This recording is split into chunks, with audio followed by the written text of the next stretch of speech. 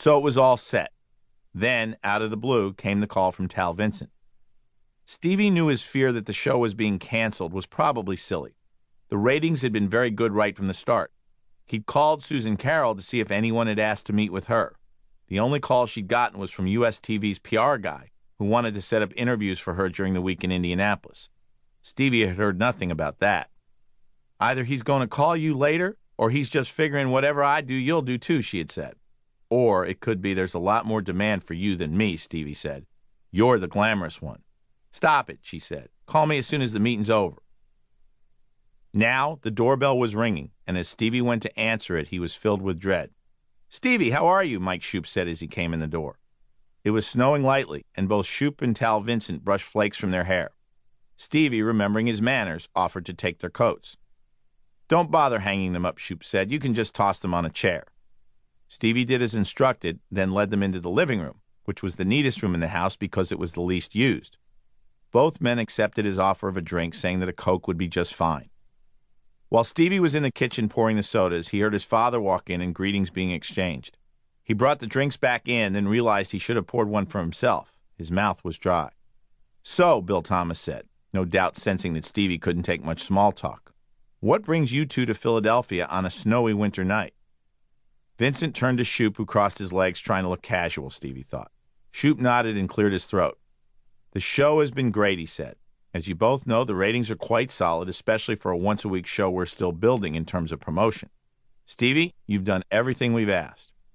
I sense a but coming, Bill Thomas said, as if reading his son's thoughts.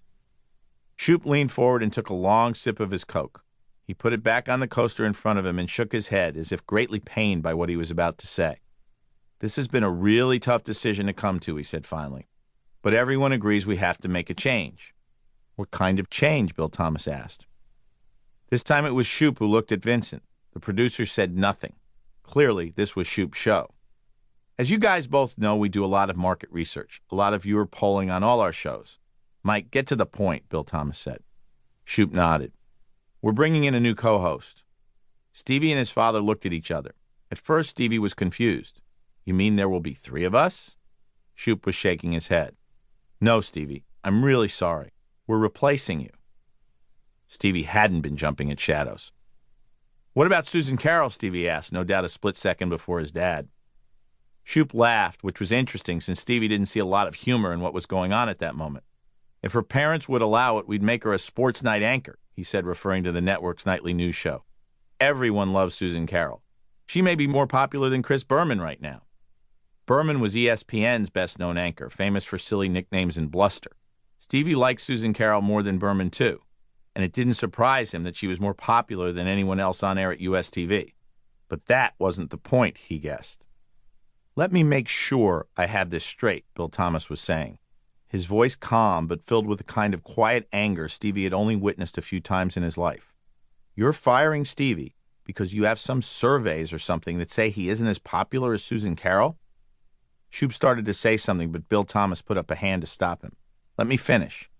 You came into my house 4 months ago and pleaded with us to try this for a year. Now, 3 months in, when by your own admission Stevie has done everything you've asked, you're firing him because someone in marketing is telling you he doesn't have enough sizzle? If any of this bothered Shoup, it didn't show on his face. Look, Bill, television isn't always a fair business. Does Susan Carol know? Stevie said, breaking in because he had a sudden desire to get out of the room as soon as possible. No, not yet, Shoup said. We wanted to tell you first. She'll quit, Stevie said. She won't do the show without me.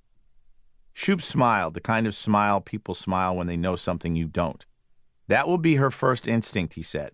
We know she's very loyal to you, Stevie, but we think once she meets her new partner and finds out we're going to honor your contract for the rest of the year. Honor his contract? Bill Thomas said, his voice now raised. You're legally obligated to honor the contract. Don't make it sound like you're doing him a favor. Stevie knew he had tears in his eyes, and he didn't want them to see him cry.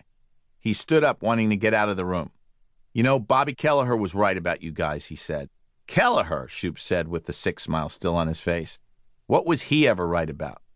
He was right when he told Susan Carol and me that no one who works in TV has a conscience, and that TV work is shallow and meaningless anyway. But quite lucrative, Shoup said, standing up. That's why so many print guys have come to work for us. Not Kelleher, Stevie said. He turned you down. Shoop laughed. That's because he's a lot more arrogant than he is bright. Stevie, we really have no choice. I'm truly sorry about this. No, you're not, Stevie said. You can go to hell. He glanced at his father to see if he was at all upset with him for using that kind of language with an adult. Shoop looked at Bill Thomas, too, as if waiting for him to admonish his son. Everyone was standing now. You heard him, Stevie's father said. You can start your trip by getting out of our house. The two TV men looked at each other. They picked up their coats and walked out the door without another word.